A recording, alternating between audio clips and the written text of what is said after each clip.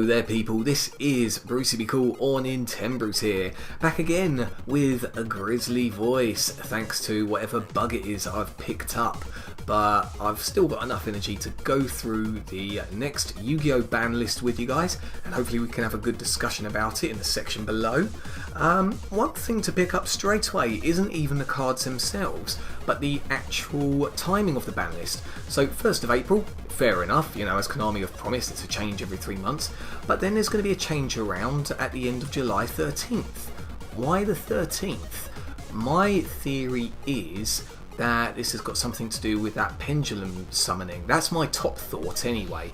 It's either going to be to do with this new pendulum summoning stuff, which I have no clue of. I know it's to do with numbers and whether you can summon the card or something like that.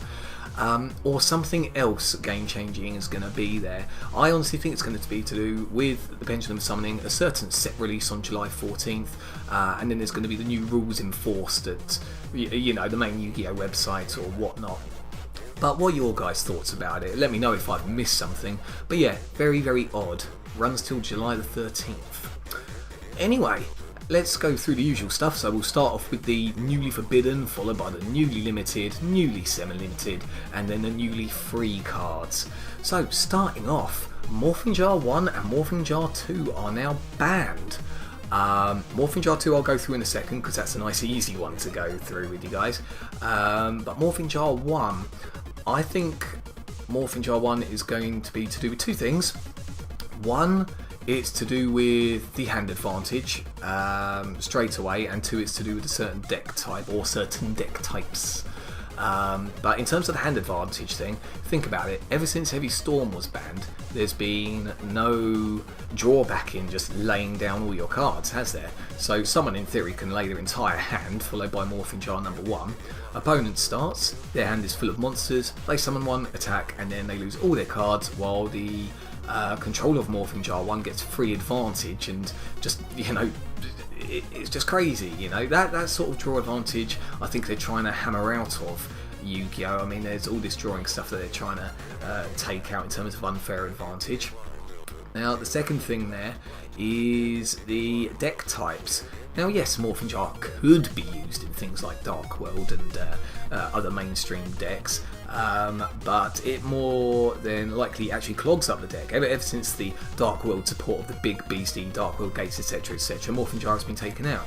So you see it more in trolley decks, especially this new Jackpot 7 thing, which has been rearing its head, which I kind of like, to be honest with you. It's a new win condition and very, very funky little win.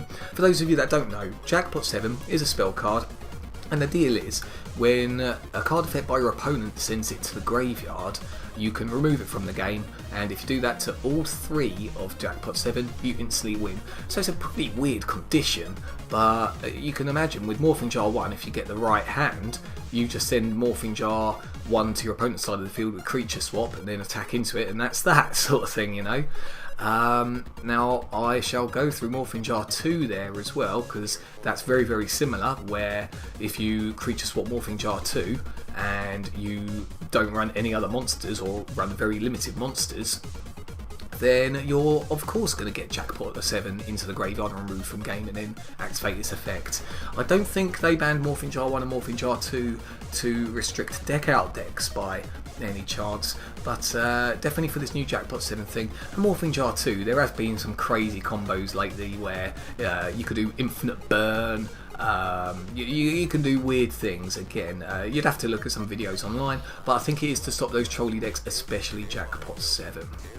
Again, Morphing Jar to do with the hand, well, you know what I mean, the card advantage.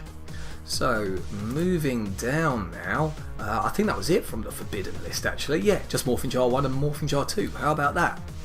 Going into the the newly limited cards, we have Coach Soldier Wolfbark, which I can understand that. I can actually understand that.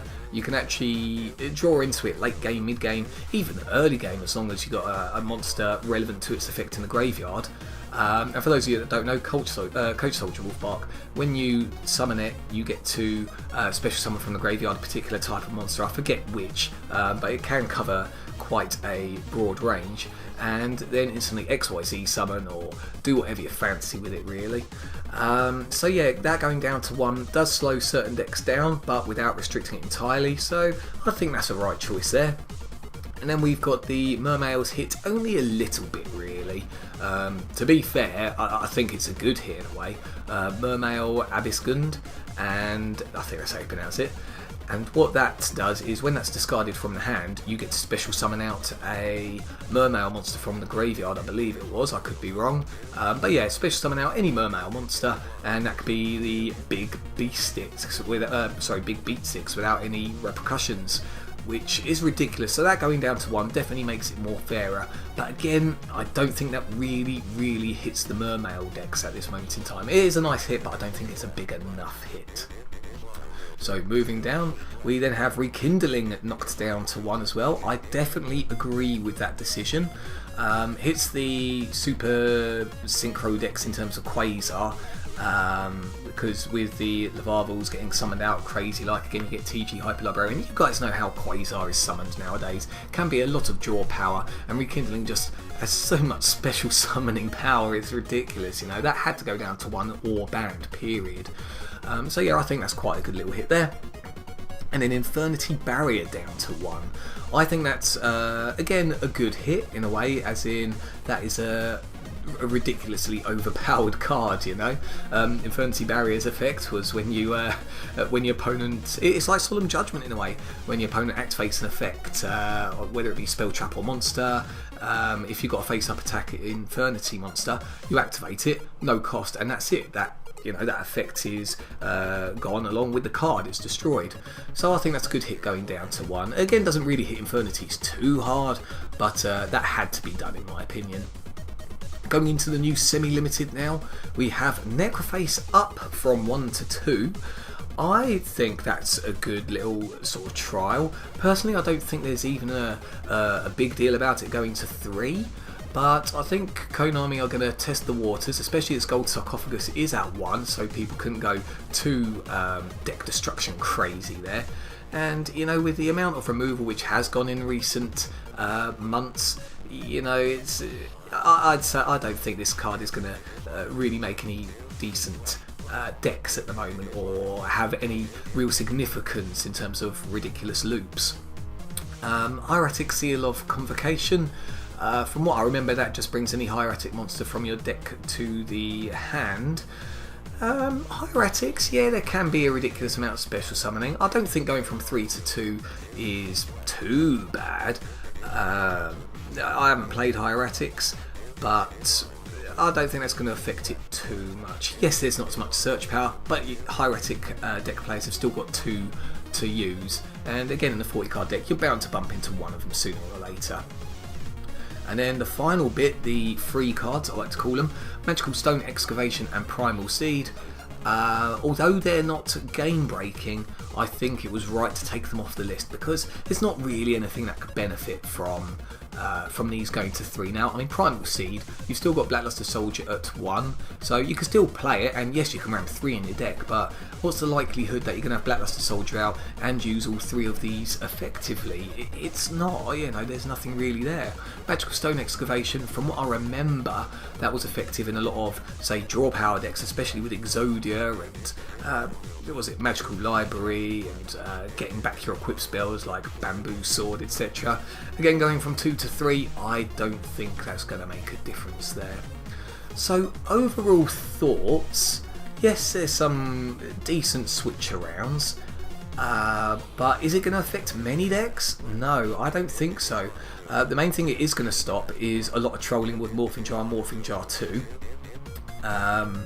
Yes, there's a little bit of a hit with the Abyss monsters, or sorry, Mermail monsters rather, and anything that uses Wolf Bark, but is there anything really game defining? I don't believe so. I really don't believe so. The last list was obviously a big hit. Everyone was asking for Elemental Dragons to go, and they went eventually, and everyone rejoiced. So to be honest, I don't think any deck list could have come out which really topped that feeling back in January. But yeah, at the same time, there could have been more done. I mean, the top tier decks haven't really taken a huge hit, so I again, I don't think people are really going to change their decks that much, not their main decks anyway. But what are your guys' thoughts on this deck list? Pop them in and I'll try and get back to you as soon as I can, and again we can have a discussion about it. But again, I'm just really confused about that date. What are your guys' thoughts? What are your guys' thoughts indeed? So I'll say it again, as I said it so many times anyway, so it's not going to make a blind bit of difference. Pop your comments and thoughts in the section below, we'll have a discussion, and until next time guys, you take care and I will see you again very soon.